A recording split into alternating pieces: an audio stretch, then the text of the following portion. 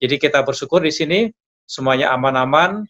Nah, malam ini saya ingin berjumpa dalam situasi COVID ini sambil di rumah masing-masing untuk banyak mendengar, ya, untuk banyak mendengar apakah ada hal-hal yang perlu KBRI ketahui, terutama kondisi Anda semuanya di masing-masing wilayah, di masing-masing kerja, ya.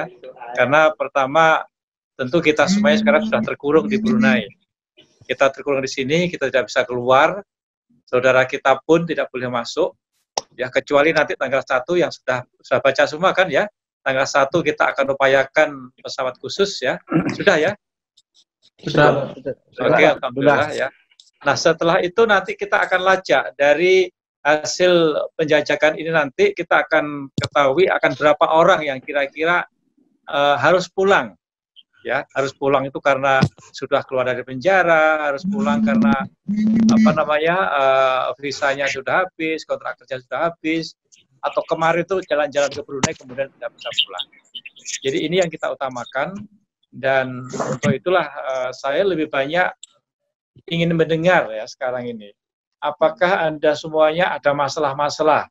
Misalnya kontrak kerjanya belum habis tapi dicepatkan harus habis, atau diputus hubungan kerja, atau mungkin jam kerjanya dikurangi, atau hari kerjanya dikurangin, atau mungkin gajinya dibayar separuh atau seberapa lah, ya, atau malah barangkali ada juga yang sudah nganggur, sudah tidak ada pekerjaan, sudah tidak ada tempat tinggal, atau apapun. Saya ingin mendengar informasi dari Anda semua dimanapun berada. Ini kan ada di mana aja ya? Di Temborong ada, Temborong, KB, Tutong, dan Bandar Muara ya. Ya Pak. Ya. Ya. Jadi itu. Jadi yang penting kita syukuri, kita masih sehat walafiat. Mudah-mudahan wabah ini tidak menjangkiti kita. Mudah-mudahan wabah ini sudah pergi. Ya. Kita berdoa untuk kita semuanya. Kita berdoa untuk saudara kita, keluarga besar kita yang di Indonesia. Di Indonesia masih situasinya masih cukup berat ya. Dan kemudian yang paling penting sekarang ini sambil bekerja di rumah seperti biasa, saran saya tetap jaga kesehatan, olahraga yang cukup, berjemur matahari yang cukup, makanan pasti bergizi, saya yakin kalau makanan bergizi ya, dan sering cuci tangan, kemana-mana pakai masker, dan selalu waspada bertemu dengan orang. Saya yakin dengan semua kehati-hatian kita, kewaspadaan kita, dengan menjaga stamina kita, saya yakin kita semua bisa menghindari virus 19 ini. Ya, jadi ini sebagai pembukaan dari saya.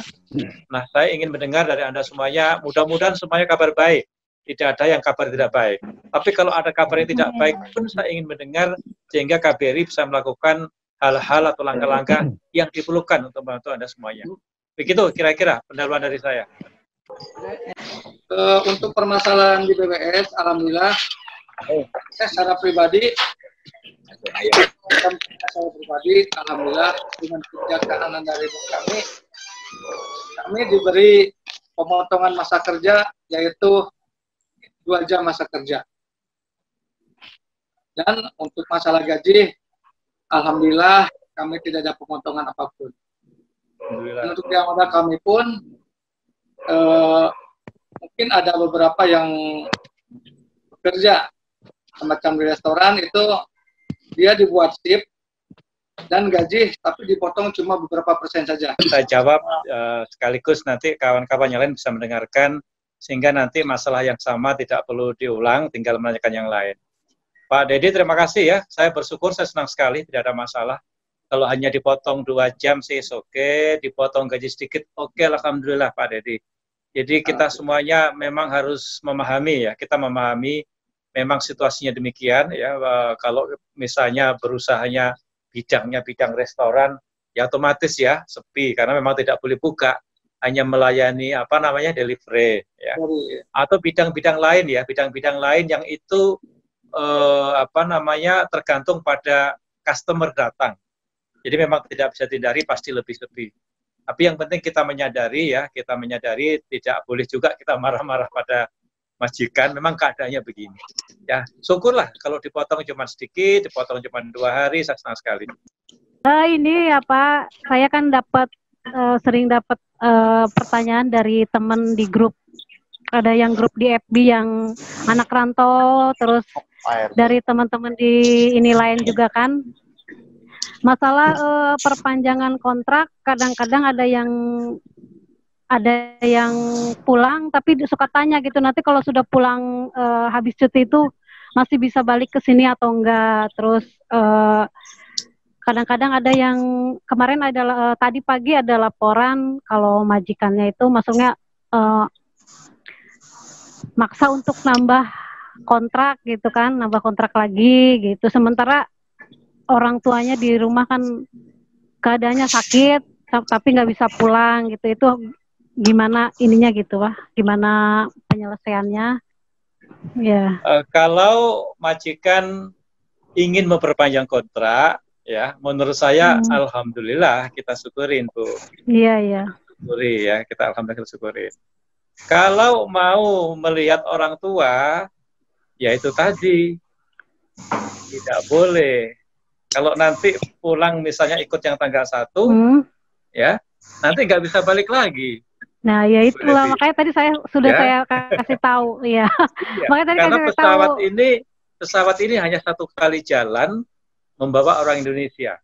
Begitu dari Indonesia balik, tidak boleh membawa orang Indonesia, hanya bawa orang Brunei yang ada di Indonesia.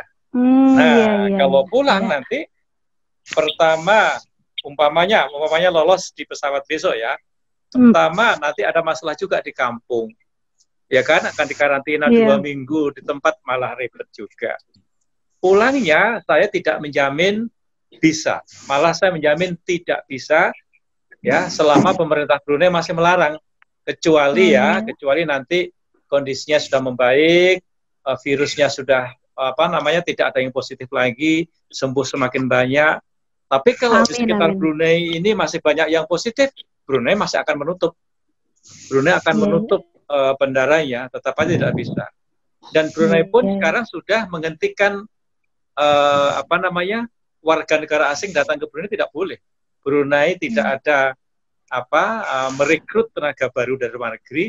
Indonesia pun juga sudah melarang lagi PMI kita pergi luar negeri. Jadi kita sudah melarang, Brunei melarang. Jadi ya udah, nggak ada. Harus ada permasalahan sedikit masalah pembelian tiket. Karena dari teman-teman banyak yang kapan hari itu beli tiket, tetapi karena dari office-nya RBA itu tutup. Jadi untuk meng-cancel ini banyak yang terjadi kesusahan karena belinya di agent, ada yang belinya langsung, cuman mau mendatangi office yang ada di RBA itu selalu tutup. Di sini kami hanya mungkin ada informasi gimana kami bisa menghubungi dari pihak office RBA agar kami bisa meng-cancel atau mengganti dengan tanggal yang lain. Mungkin itu aja dari Laros sementara isu yang beredar. Terus dari kami juga ucapkan terima kasih dari pihak KBRI yang telah membantu masker, juga sanitizer yang sudah kami bagikan ke anggota. Mungkin itu aja dari Laros. Assalamualaikum warahmatullahi wabarakatuh. Waalaikumsalam. Waalaikumsalam warahmatullahi wabarakatuh. Pak Saifuddin ya. Terima kasih Pak Saifuddin. Alhamdulillah juga saya senang mendengarnya. Laros tidak ada masalah. Soal tiket mudah lah, menghubungi saja telepon maupun emailnya RBA ya, Royal Brunei Airlines ya. Dalam masa begini semua pesawat di dunia ini sudah siap untuk membatalkan dan mengganti atau mengembalikan uang dari penumpang karena kesalahan ini bukan kesalahan pada penumpang ya. Ini situasi dan kondisi yang membuat seperti ini. Jadi memang kalau kantornya tutup, saya kira tidak perlu bertemu. Yang penting dengan data yang ada disampaikan saja, nama yang jelas, kemudian kode booking disampaikan untuk di-cancel. Menurut saya di-cancel saja, minta uangnya dikembalikan ke nomor account yang Anda miliki. Ini lebih bagus dan lebih cepat. Karena kalau datang juga sulit ketemu, yang mengambil uang cash juga sulit. Jadi ditelepon saja atau di email saja, kemudian minta di-refund.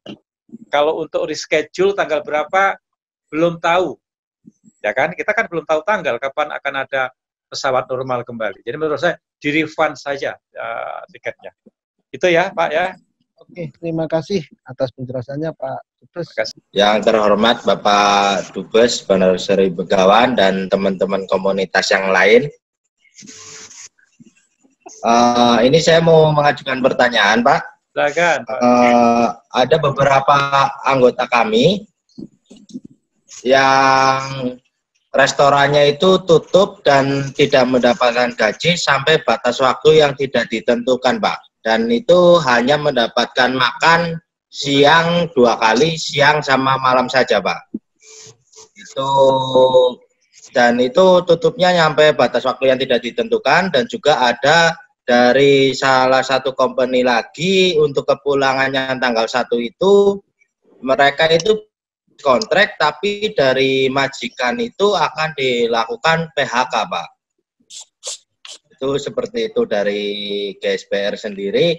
Permasalahannya hanya pekerja beberapa warga Indonesia yang masih di sini tapi tidak mendapatkan gaji, dan restorannya itu tutup sampai mungkin hampir 1 bulan atau 2 bulanan Pak.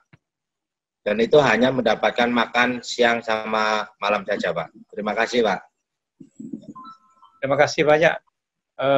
Tadi saya sampaikan yang pertama, pertanyaan pertama tadi ya. Jadi lampu. Memang masalahnya ini sedang bencana ya, bencana penyakit, situasi yang kita alami ini dialami oleh seluruh dunia. Tapi kalau menurut saya, ya permintaan saya sabar saja ya, sabar saja. Yang penting tidak di PHK. Sabar saja ya, tempat tinggal masih ditanggung ya, makan masih ditanggung. Kalau makan pagi enggak ya, coba gimana caranya mencari yang lebih sederhana ya. Yang penting tidak di PHK. Nah, kalau mereka atau bos minta di PHK, nah, cobalah dibicarakan dengan baik-baik.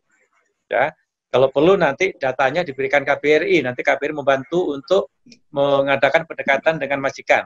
Banyak yang mengalami PHK sementara. Ada yang PHK sementara. Kasusnya juga banyak yang di anggota Republik Apak itu banyak yang di PHK sementara atau setengah bulan gaji.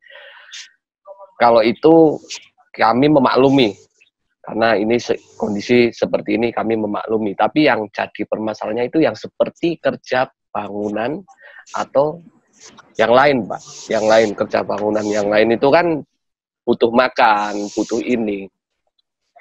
Sedangkan dia tidak punya jaminan.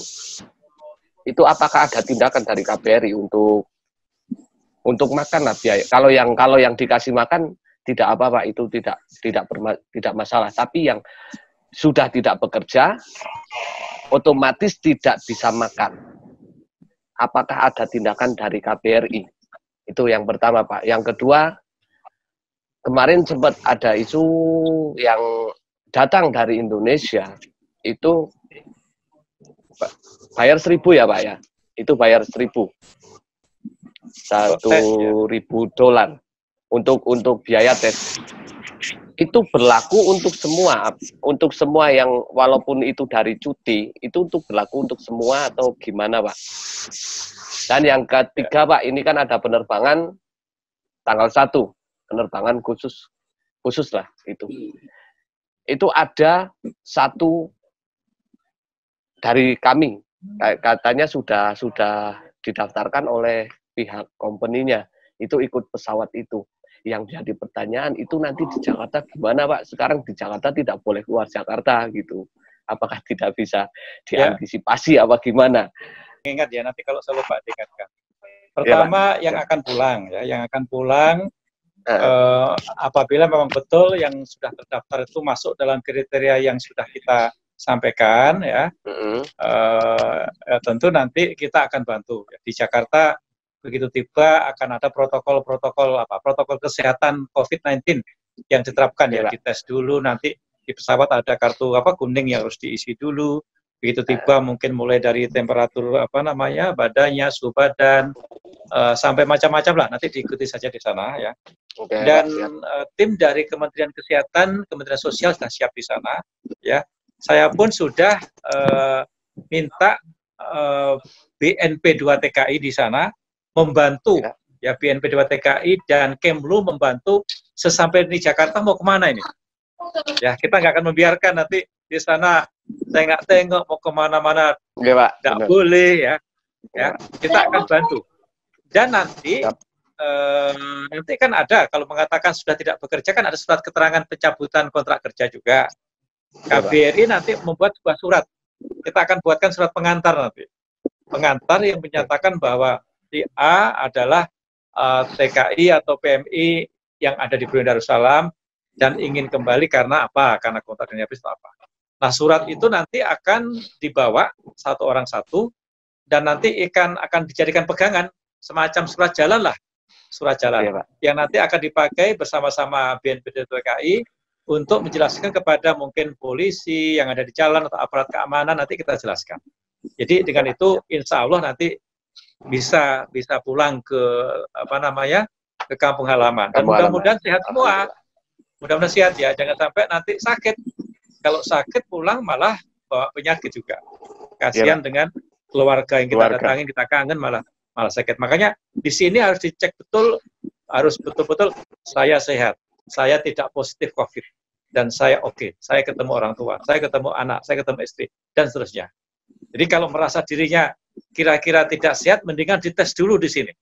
Daripada nanti malah cilaka yang di sana. Iya, Pak. Iya. Nah, kemudian tadi yang kalau 1.000 itu adalah sebetulnya untuk biaya tes COVID. Kalau kamu datang ke Brunei orang asing, satu, harus membayar $1.000 untuk tes COVID. Kedua, harus masuk karantina 14 hari. Dan masuk karantina 14 hari, itu bayar sendiri. Bayar akomodasinya, bayar makannya, segala macam bayar sendiri. Kecuali kalau datang diketemukan langsung positif, nah itu malah dirawat. Kalau positif malah dirawat oleh Brunei, malah gratis. KBRI sudah mengadakan survei. Kita sudah mengadakan survei, siapa warga kita yang sangat memerlukan bantuan-bantuan sembako, ya. Dan kami pun akan memperluas survei ini. Kita akan minta tolong semua komunitas mengecek kembali warganya.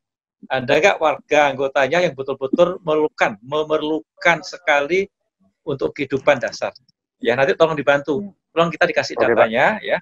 Kita akan berupaya untuk mencari dana untuk membeli sembako ala kadarnya, membantu kawan-kawan kita yang betul-betul kepaksa begini. Dari Arpon ada beberapa masalah. Yang pertama sama dengan teman-teman yang lain, yaitu yang satu kerja di restoran.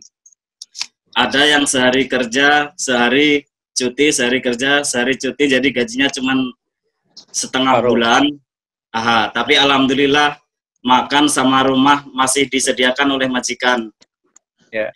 Yang kedua yaitu ada beberapa teman dari Arpon yang baru datang sudah dikarantina dan sampai sekarang belum kerja. Tapi alhamdulillah juga makan sama tempat tinggal pun dijamin sama majikan. Yang ketiga yaitu pertanyaannya, ada teman Arpon yang cuti sekarang di kampung, dan untuk memperpanjang entry visanya itu gimana Pak ya? Ya, oke. Itu saja mungkin masalah dari Arpon. Sekian, terima kasih. Assalamualaikum warahmatullahi wabarakatuh. Waalaikumsalam. Waalaikumsalam. Terima kasih. Yang sudah cuti di sana mau kembali ke sini, satu dari segi pesawat belum ada. Jadi harus sabar dulu ya. Kalau nanti visanya masuk ke Brunei sudah mati, nanti bisa menghubungi kedutaan Brunei yang di Jakarta ya. Dan saya kira akan dibantu. Ya. Nanti dibawa ke Jakarta dulu Pak.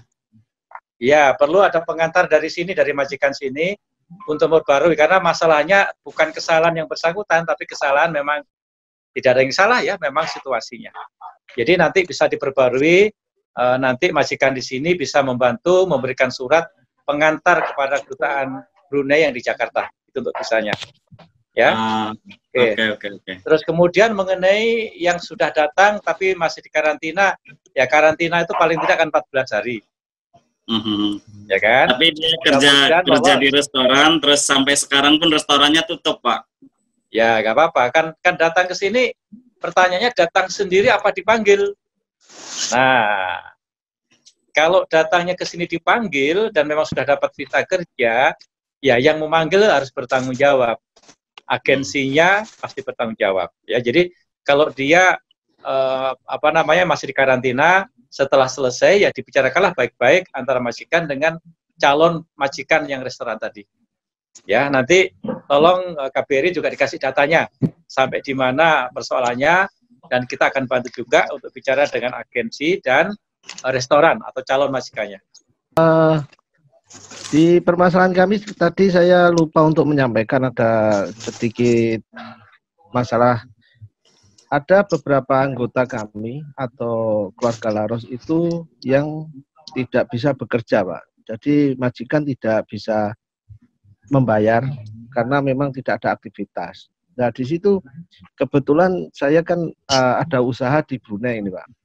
Seandainya dia itu untuk saya bantukan kerja di tempat saya, terus apa yang mesti saya lakukan, karena kan dia bukan jaminan saya gitu, Pak.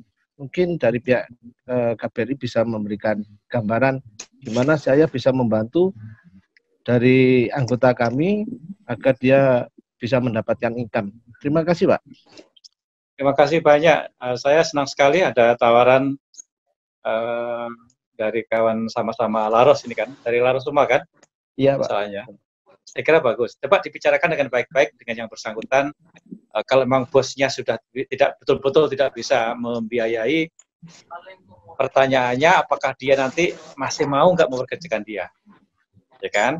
Kalau dia masih mau ya itu bagus. Artinya sementara sajalah sekarang bisa disampaikan saya bantulah gitu. Daripada nganggur saya pakai dulu, membantu saya dulu, nanti kalau Anda sudah bisa lagi saya kembalikan, itu yang paling bagus, saya kembalikan lagi, karena majikan yang sekarang mendatangkan yang bersangkutan itu tidak gratisan kan, ada jaminannya, ada uangnya, jadi istilahnya membantu tapi nanti kalau selesai dikembalikan lagi dengan baik-baik ya. Coba nanti secara lebih detail lagi nanti bisa bicara dengan Bu Budi atas tenaga kerja yang di KBRI untuk membantu mengaturnya nanti. Tapi paling tidak saya terima kasih banyak dengan tawarannya ini. Ini akan membantu saudara sendiri nanti. Bagus. Oke, Pak. Iya, Pak. Terima kasih, Pak. Ya. Bu Budi, kalau ada yang mau ditambah? Ya, terima kasih Pak. Izin Pak Dubes. Ya, silakan. Tadi siapa Pak Mukhlis ya? Iya, betul, Bu. Ya, Pak.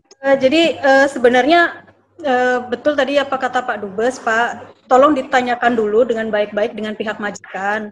Apakah beliau itu sudah memang tidak mau mempekerjakan pekerjaannya sama sekali, ataukah hanya karena dengan kondisi yang sekarang ini dia tidak tidak bisa mempekerjakan pekerjaannya.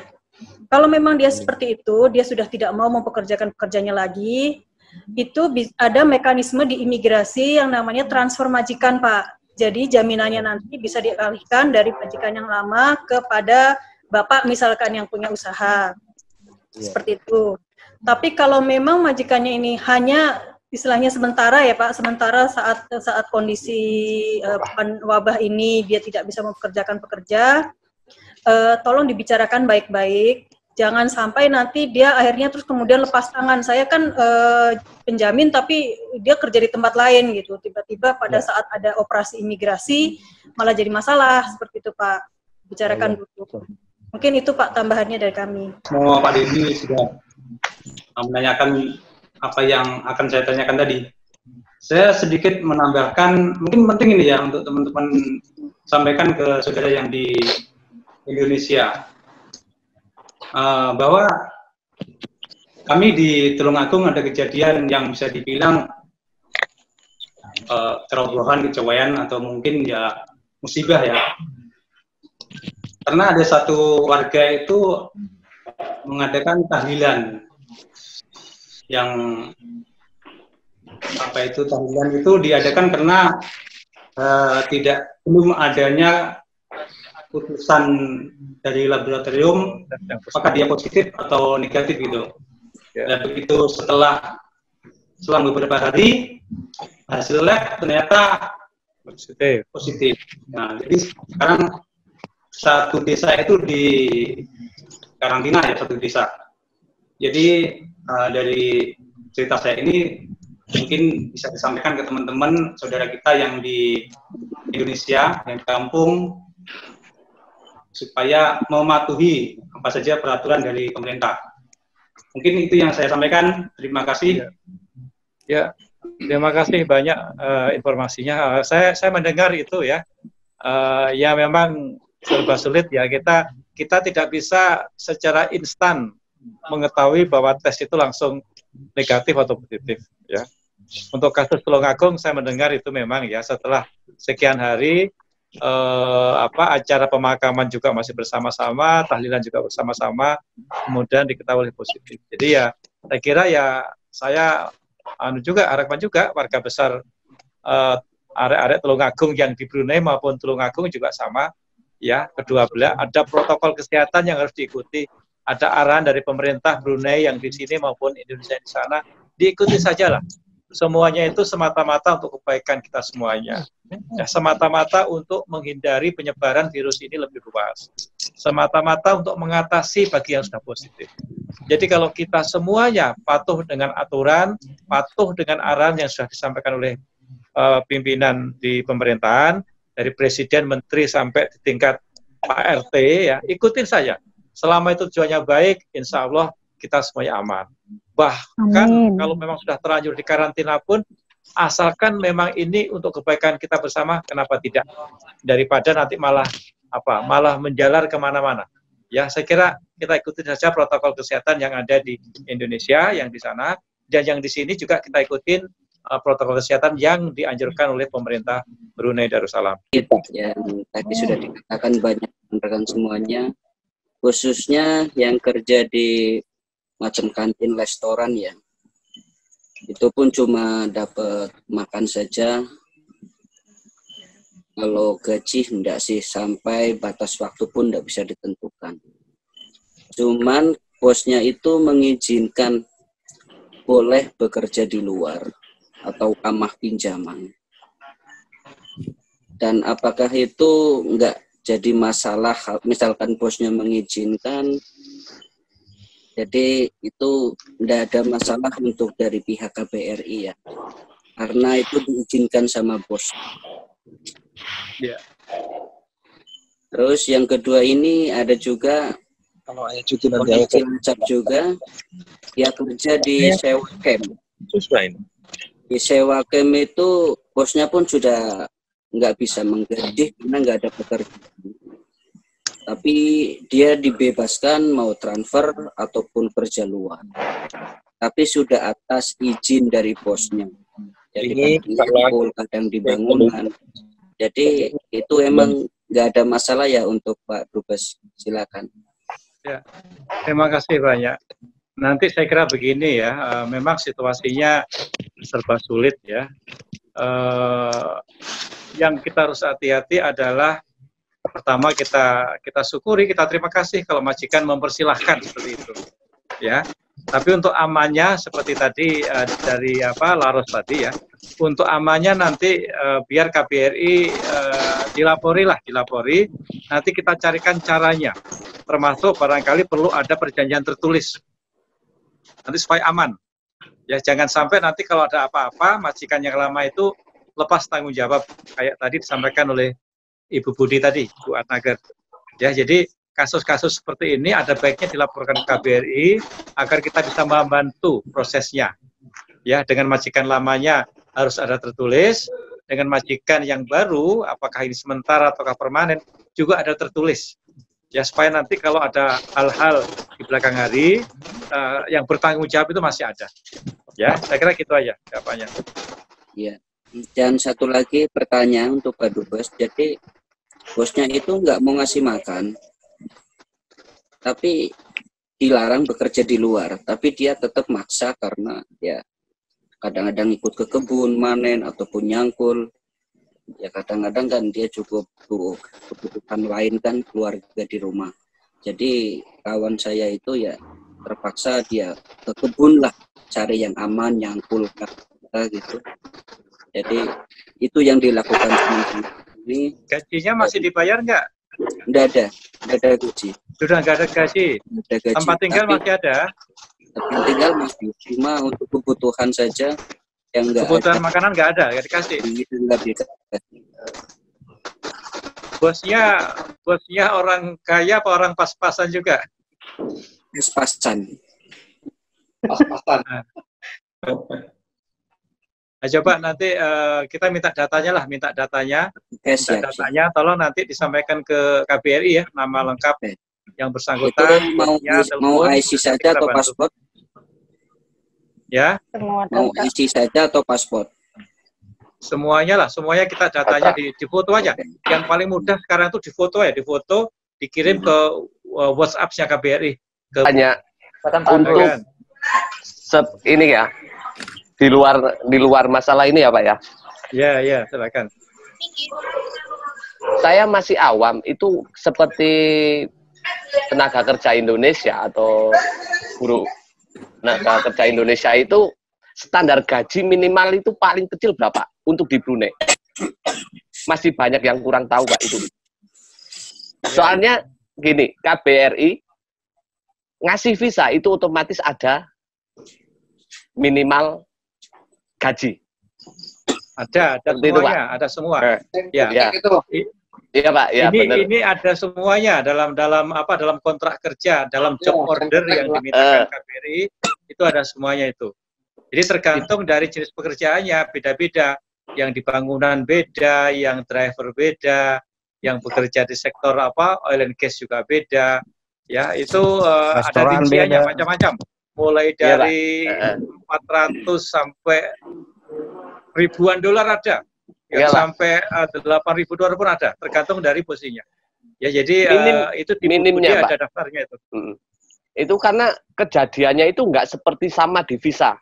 Di visa itu gaji sekian, tapi di tempat kerja itu tidak sesuai. Nah itulah makanya setiap orang yang bekerja harus memegang kopinya. Salinannya kontrak kerja. Di kontrak kerja itu sudah lengkap, ada semuanya, rincian pekerjaannya apa, gajinya berapa. Ya, memang kita sudah mengetahui ada banyak orang yang gajinya tidak seperti yang di dalam kontrak. Ya. Jadi mestinya itu bisa juga dituntut, gajinya di kontrak segini kok dibayarnya cuma segini, bisa pula. Nah, yang penting kontrak kerja harus punya. Ya, kalau enggak jarang, nanti kan Pak. juga dikibulin. Jarang yang punya Pak. Soalnya pertama ke sini pasti itu kontrak kerjanya bahasa Inggris. Orang Indonesia untuk bahasa Inggris terus terang. Nah, makanya gini, saya menghimbau semua warga Indonesia yang ke sini atau yang sudah ada di sini di Brunei, ya, laporlah ke KBRI gitu. Semua orang yang datang atau sudah di sini lapor ke KBRI. Kita sedang mendata sekarang. Kita sedang mendata seluruh orang Indonesia yang ada di sini. Karena kalau tidak lapor, kita tidak tahu di mana tinggalnya, bekerjanya apa, kontraknya sebagai apa, gajinya berapa. Ya, jadi kalau semuanya ada di kita, data-data itu, kita pasti akan melakukan bantuan yang seoptimal mungkin. Oke, ya. Siap. Jadi kontrak kerja harus pegang. Sampaikan teman-teman, kalau kontrak kerja nggak pegang, waduh, nanti ada di situ terus berapa. Ya. Iya, Pak. Oke, nanti pokoknya rajin-rajin ke KBRI lah ya, rajin ke KBRI, telepon KBRI, semuanya ada. Kita akan melakukan perlindungan yang optimal. Ya. Dan untuk masalah tersebut nemuin siapa Pak di KBRI? Ibu Budi, atas tenaga kerja. Oke, Pak, siap. Terima kasih Pak. Ya. Terima kasih banyak. Insya Allah. Ya, terima kasih. Ya, Pak. Ya. Ibu sini. Ibu kunci. Cukup. Pak Wahyu udah semua ya? Sudah. Nggak enak. Baik, terima kasih Pak Dubes dan teman dan komunitas semuanya. Sebelum itu Bu Budi ada mau ditambahkan terkait pertanyaan Pak Agus? Boleh Pak Dubes menambahkan izin? Silakan. Iya, Mas Agus dan teman-teman sekalian. Jadi benar Pak, ini yang jadi kesulitan kami juga ya, karena teman-teman ternyata yang mengadukan permasalahannya ke KBRI itu kebanyakan tidak punya kontrak kerja. Iya. Padahal yang namanya kontrak kerja itu masing-masing ada kopinya, untuk majikan ada, untuk pekerja ada, itu harus punya. Dimana untuk kalau untuk yang standar minimum gaji, itu kami masih memberlakukan yang per tahun 2015. Jadi karena Brunei ini tidak punya gaji minimum, tidak ada standar gaji minimum, makanya pada saat itu diberlakukan secara sepihak oleh KBRI, di mana untuk yang bekerja di rumah atau yang sebagai AMA, sebagai driver pribadi, sebagai tukang kebun pribadi, itu minimal 350 per bulan. Kemudian untuk yang bekerja di syarikat, ya, yang di perusahaan, baik itu rumah makan, di konstruksi, itu dia minimum harus diberikan 468 ringgit Brunei per bulan. Atau yang dibayar harian itu 18 ringgit per hari. Tuh. Kalau untuk yang sektor lain yang di atas $1.000 itu memang kebanyakan memang yang bekerja di sektor oil and gas, perminyakan. Ada juga yang sebagai dokter hewan gitu ya. Kalau itu nanti dia ada pemberlakuan khusus, itu namanya nanti ada visa, ada permohonan visa kerja khusus itu, seperti itu. Oke, Bu. Nah, tadi terkait yang kontrak kerja, kalau memang teman-teman belum pegang, tolong dibicarakan dengan majikannya, minta kopinya, ya, satu. Atau kalau tidak, waktu itu kami pernah diinformasikan oleh seorang pengacara di Brunei sini, yang penting kita punya bukti hitam di atas putih. Apakah itu dengan tadi memiliki fotokopi kontrak kerja, atau bisa saja pakai WhatsApp nih. Sekarang kan sudah era digital ya, pakai WhatsApp. Seakan-akan kita WhatsApp ke majikan. Tuan, gaji saya sebulan kan 468 ya, gitu. Nah, bukti itu yang nanti dipegang pada saat ada permasalahan pembayaran gaji bulanan atau harian tidak sesuai dengan kesepakatan bersama. Mungkin seperti itu, Mas Agus dan teman-teman.